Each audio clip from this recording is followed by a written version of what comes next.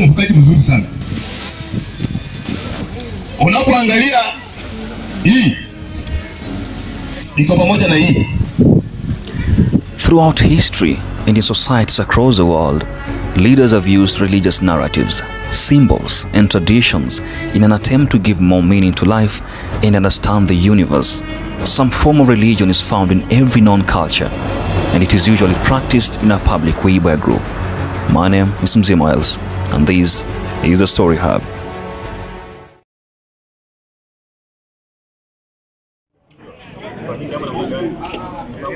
Evening, 7th of April 2021. Doing what I do best, going about my normal business. Suddenly, my attention is drawn to a crowd gathered around a certain man at the heart of the Nom City Square, also known as Nomorio, Kenya. Just so you may know, this small town is not devoid of drama and shocking occurrences, and the residents know this quite too well. The place might enjoy a few months of sobriety and tranquility, but only for as long, before the residents are slapped with something huge and off the books. It was in this very place a few years ago where a young man in his mid-20s was forcefully seized and made to face the knife. To some of the residents, it's not only wrong, but a taboo for a man that age to keep walking around with his skin still intact. Haya mambo yanafaa kwa sababu jamani muoga amepitisha miaka, kwa hivyo mimi na support sana. Away from the brief history and back to the present now. The crowd gets larger as they surge in to listen to the man making an announcement through a basic sound system. Ile moto ambayo tunaenda kuacha saa hii haitachoma mtu ambaye yuko hapa hivi. Itachoma wachai wa area hii wote. Sema amen. Wanayesababisha maisha ya watu kurudi nyuma, wanayeroka watu, wanayeroka soko, wanayeshika biashara wenyewe, lazima wanaenda kuangamia kwa jina la Yesu. Piga Bwana makofi mazuri. Before long, it comes to our attention. He is a man of the cloth, a preacher. Open-air preachers are not a new fit in this small town. However, this man of the cloth seems to bear something new in the plate. And thus the question, what? This is exactly why I'm drawing closer to uncover the what, and probably the how. With me, I'll use the very power of the lens, my camera. Though not of the best quality, but trust me, we will have a story worth following through. Si ya kwamba ni soko ambayo ilianza jana, hii soko ilianza kitambo. Lakini unapokuwa mnakaa na watu ambao si wazuri, utapata watasababisha hii soko haitaenda mbali. By the time I join the crowd, word has already gone round of the kind of powers possessed by this man of God. Apparently, the good Lord has already shown him a home in the outskirts of this town. And in that home lay some dark forces. These dark forces, he says, have been brought about by some evil people who buried a dead corpse in that home. Yana anaongelea mbali, lazima hiyo ndoa itakosa mwelekeo. Na kifika tu mahali aonyeshe. He says the dark forces will wreak havoc in the home unless the Lord intervenes. According to him, this is why the Lord has sent him here today, to free the oppressed and avert evil. Wanafika mahali wanaota ndoto mbaya usiku, mpaka unapata mtu anafanya mapenzi na mtu ambaye haoni. Sema amen. Wote tuangalie huku. Na tumaanisha fire area hii. Kesho ama kesho kutwa ama siku nyingine kuna kitu mtaiona. Residents were shocked, not only because here stands a man who claims to command the supernatural, but also because of that home. The home that he says the Almighty has shown him. The home where a dead corpse has allegedly been buried, causing misfortune in the family. If you're wondering why the home came as a shock to many, then worry less. I got you. About 3 months ago, on the evening of 8th of January 2021, this very family happened to have lost one of their daughters in a gruesome road accident at a nearby stream, the River Kimobo. It was on a Friday. The young lady in her early 30s was on her way to her elder sister's place at a small center called Kibok, located about 6 kilometers away from Nom City. Word has it that she always did this every Friday, goes to do some house chores in order to fend for her 2 kids.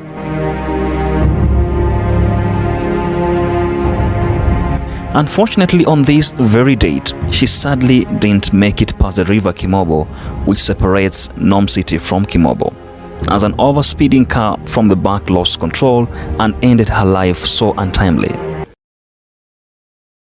May her soul continue resting in peace.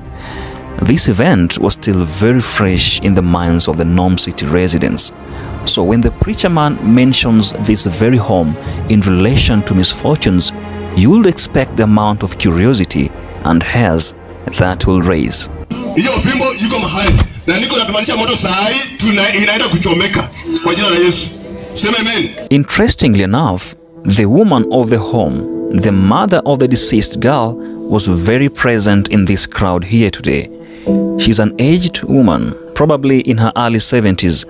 The preacher man pinpoints her and tells her that a dead hand of a baby has been buried in one of her houses and that the Lord had commanded him to go and unearth it in order to avert misfortune befalling the family. Sasa usiku mwili yako inamwaka maji mpaka hata usiku haujifuniki. Sema wachawi washindwe. Mwenye utakuwa tayari tutakusaidia. Si ya kwamba tutasaidia kila mtu, tutasaidia wale ambao wako na imani. Sema amen. Question is, how did this man, a stranger in this locality, know of this home? Is he even aware that this family just lost a loved one not more than 3 months ago? Again, by what means did he know of this alleged dead buried hand of a baby in this specific family? Unajua kwamba kumbe Mungu wako na uwezo. Haya, fanya hivi. Tunataka tusukume mara ngapi? Mara 5. Lazima kuna vitu vinaenda kuungua area hii. You see, those very questions running in your mind, I believe, were the very same ones the crowd had. All they wanted at this time was to witness this ordeal, and without wasting time, they all followed the preacher man as he made his way towards the home. Was he really going to exhume the alleged corpse? This wasn't something that anyone ever wanted to hear from any third parties, but to witness firsthand. The home wasn't far from the town center, about 200 meters away. Within no time, they arrive at the home. I was present too, ready to capture every moment. The preacher man immediately demands for a djembe or a hoe and heads for the kitchen, whose floor and walls are made of mud. A section of the crowd follows him into the kitchen, while the larger lot remains outside awaiting the outcome. While inside, preacher man delegates the digging role to a man from the crowd. The digging takes place at the area around the cooking place, which is mostly situated at the corner in most homes in this region. As the digging continues, in the not so well lit kitchen, he orders another lot to bring him a basin of water.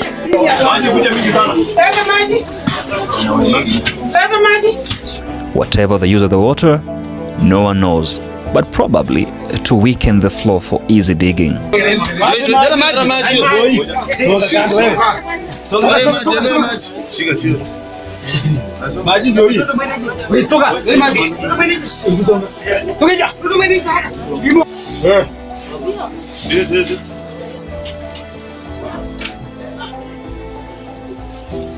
After about 3 minutes of continuous digging, the preacher man is seen coming out of the house with something in his hand. It looks like a piece of dry bone or wood tied in an old piece of cloth. No one could really tell what that was, as it was mixed with both dust and water. But to preacher man, this was the dead hand of a baby he was talking about. Hiyo ni mfupa. Walifunja mkono ya mtoto. Kuja He walks towards the main house of the family and drops it at the doorstep while the crowd watches in amazement. Shocked and as if not enough, the woman of the home goes ahead and requests the preacher man to please and bury more, if any, presumably in the main house.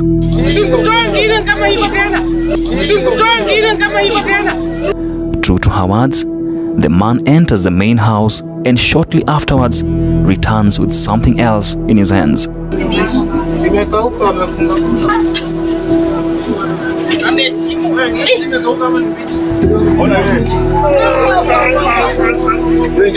It looks more or less the same as the first one.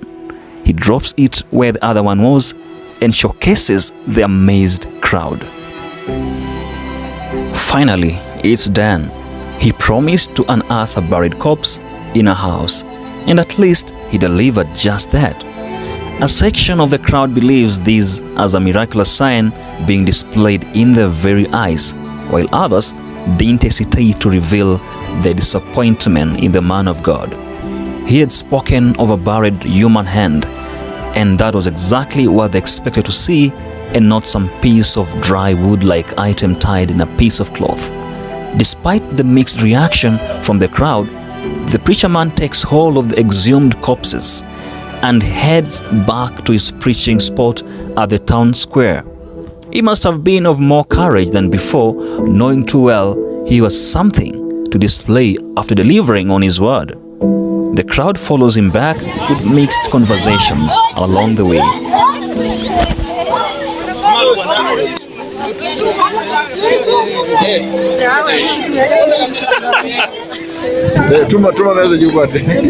On our way back to the preaching square, I asked some of them what they think of what just happened.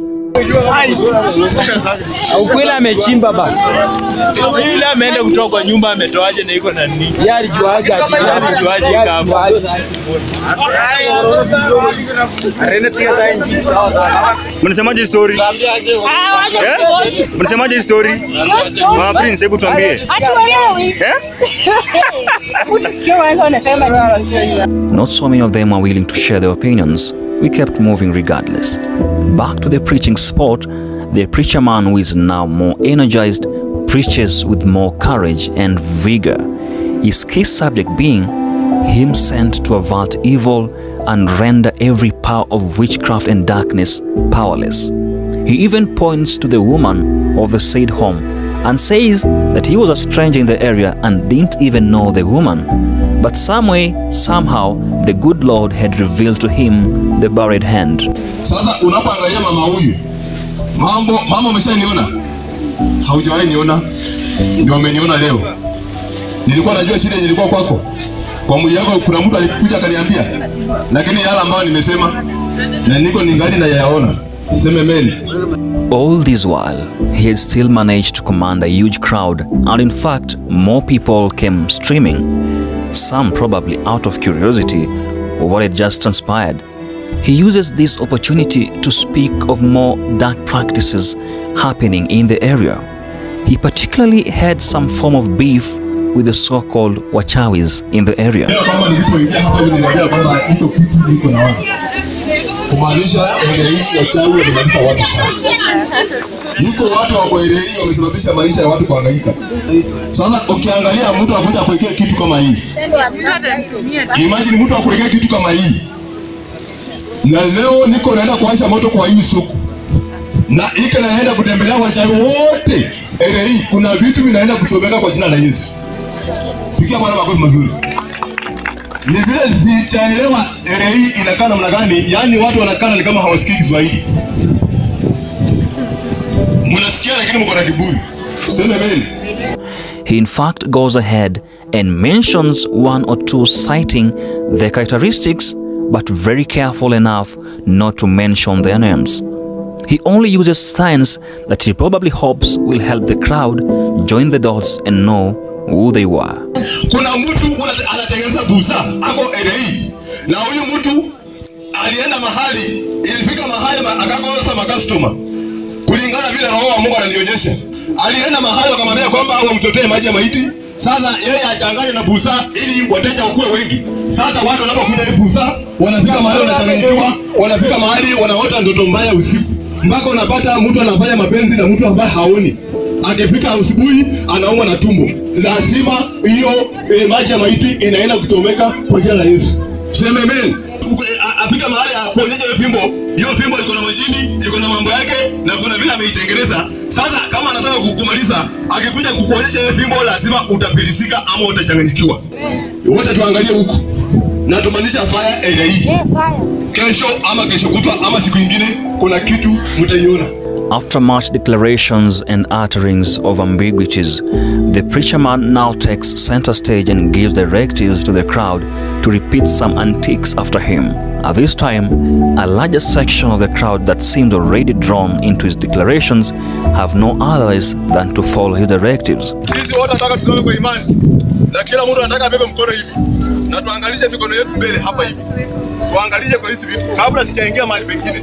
Hizi vitu tunawasha moto, inarudia wale wenyewe ambao wanasababishanga maisha ya watu kurudi nyuma. Haya, mara ya kwanza, mara ya pili, mara ya tatu, mara ya nne, mara ya tano.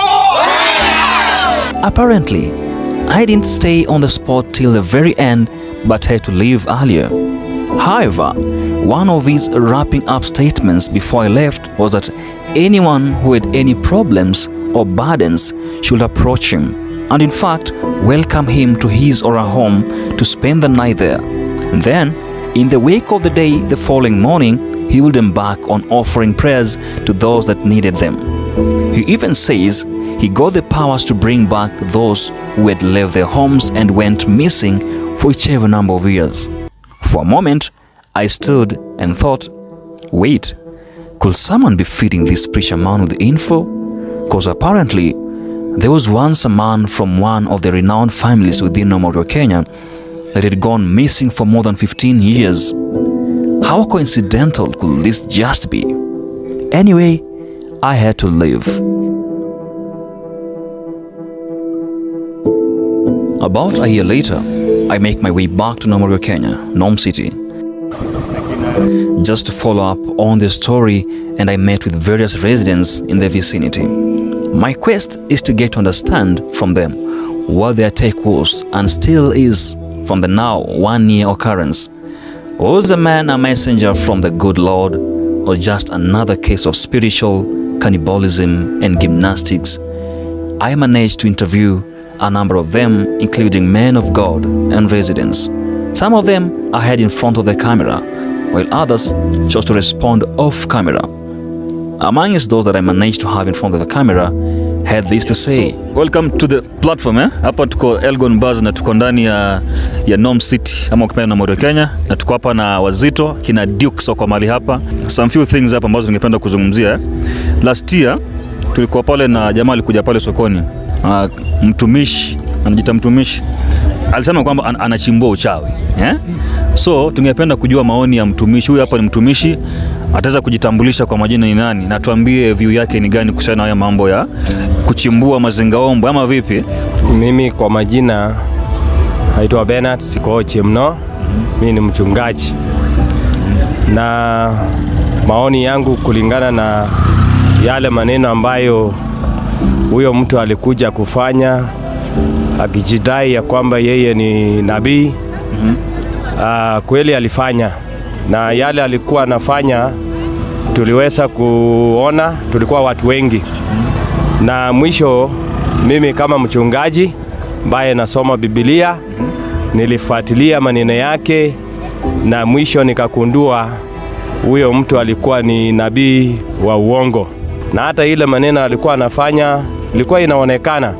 Na sana sana nataka kuambia watu ya kwamba mnapokutana na maneno kama hayo, ni vyema pia mnakimbilia Biblia, muangalie Biblia, mufuatilie vile anafanya, na kama iko kwa Biblia basi bila shaka mtajua ya kwamba huyo mtu anayefanya maneno ya unabii ni nabii wa kweli ama nabii wa uongo. So nikawa ninashangaa sana, na watu wengi waliamini, na imeandikwa kwa Biblia ya kwamba wanabii wa uongo watatokea na watu wengi wataamini. Na pia hata Biblia inasema ya kwamba watakuwa wanafanya miujiza za ajabu na watu wataamini.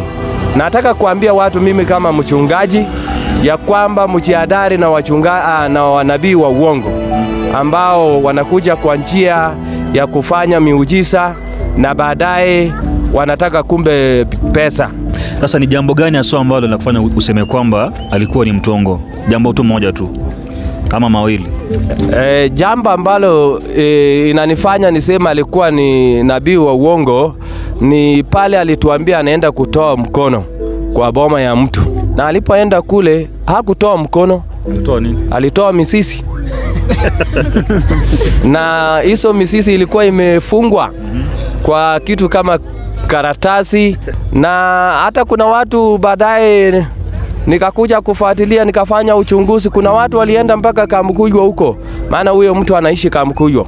Kuna watu walienda mpaka kule, wengine wakapeleka shida zao, wengine wakasema mimi ndoa yangu imeharibika, nataka maombi. Wengine wakaenda wakapeleka pesa. Shukran sana. Labda pia tuweze kupata pia maoni ya kijana ama yule pia ambaye aliweza kushuhudia. Huyu ni mzee Shari, the tallest man in the city, eh? Sasa mimi nilikuwa soko hiyo siku ambapo hao watu walikuja wakaanza kufanya wanacheza muziki.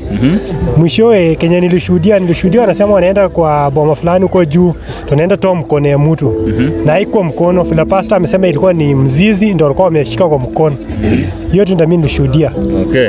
So unasema sasa kuhusu hayo mambo. Huyu jamaa alikuwa ukweli ama una? Huyo mtu ni ukora. Sijaona pastor akisema ati anaenda chimbo mkono kwa boma ya mtu. Hiyo ni ukora. Kabisa. Hiyo ni ukora. Alisema kwamba asipochimbua kutakuwa na majanga kwa hiyo familia. Ni hivyo, lakini hata mpaka saa hizi sijaona hiyo janga lolote au mtu yote amefariki. Sijaona. Okay. Yeah. All right. Asante sana. Majina? Mimi naitwa Shari. Yeah. Shari. Mimi ni mkazi wa hii kijiji. Wapi hapa? Nomorio, Kenya. Yeah, Nomorio, Kenya. Fresh. Yasimeweza kusikia pale maoni ya wakazi wa eneo hili. Sisi kama kuna mwingine pia aliweza kushuhudia. Ulikuwepo kweli? Ulikuwa akaona alingoa kitu fulani kwa hiyo boma. What's your take on that? Hiyo ilikuwa ni mambo ya ushirikina. Huyo anatumia vitu naitwanga majini. Sasa hiyo vitu hiyo akana ile vitu naitwa majini, anaenda kuongelesha hiyo vitu, inaweza kuambia structure na morio vile imekaa, anamwambia kwa mtu fulani kuna vitu fulani, na hiyo vitu kimwambia ana uwezo ya spirit ya ile majini imuonyeshe mdirect mpaka mahali ile vitu iko, aichukue kwa ile nguvu ya majini kale. So hiyo huwezi kusema ni Mungu. Tena mtu Mkristo ana pete 2-3 kwa vidole. Alikuwa na pete? Alikuwa na pete 2 kwa vidole. So pete 2 hiyo kumaanisha hiyo ni magically already. Magically. Hiyo si ya kimungu. Mungu anaonyesha kupitia nabii na ana uwezo wa kuvunja ile vitu ikiwa mahali pale ikoze nguvu, lakini si kwenda kuchukua. Hiyo kwenda kutoa, anataka kujipatia umaarufu kwamba yeye ana uwezo ya kutoa vitu na kufanya hii mengine na haya, lakini hiyo sio kimungu. So jamaa unasema kwamba alikuwa mshirikina? Yeye ni mshirikina. Tena mtu mshirikina hutumia majini sana, ndio hiyo vitu ndio inamdirect. Lakini ile mtu anaomba haiwezi kufikia kiwango hiyo kwenda kutoa. Ana uwezo ya kuombea hizo vitu ikwishe, na hilo mtu apone kama ni kupona. I also managed to interview a renowned man of God, not only in the vicinity, but in the larger region. One, Pastor Zakayo, who shepherds one of the largest congregations at AIC Memorial Church. He seems to share similar views with those I had earlier interviewed. He says that believers ought to be careful and cautious of so-called preachers that come purporting to have powers to unearth witchcraft, as most of them could be nothing but religious cons. With that, my search for the truth almost comes to a conclusion, but all won't be done before returning to the home where the alleged corpse was exhumed. Unfortunately, I never made it to the home, but I later learned that the woman of the home hasn't been in quite a good shape, as she's been ailing for quite some time now. Lakini sasa hata alifanya hivyo, huyo mama angana mgonjwa mpaka wa sasa. Tena ako sasa vibaya sana, na alitoa. Kama ilikuwa ni kutoa ya kupona, angekuwa hai, angekuwa mzima sasa, lakini yuko mgonjwa sasa, yuko chini kabisa. Okay. Doesn't this just raise more concerns of the alleged calamities that the preacher man had earlier claimed to avert? For Unburries, my name is Mzee Miles, and this is a Story Hub.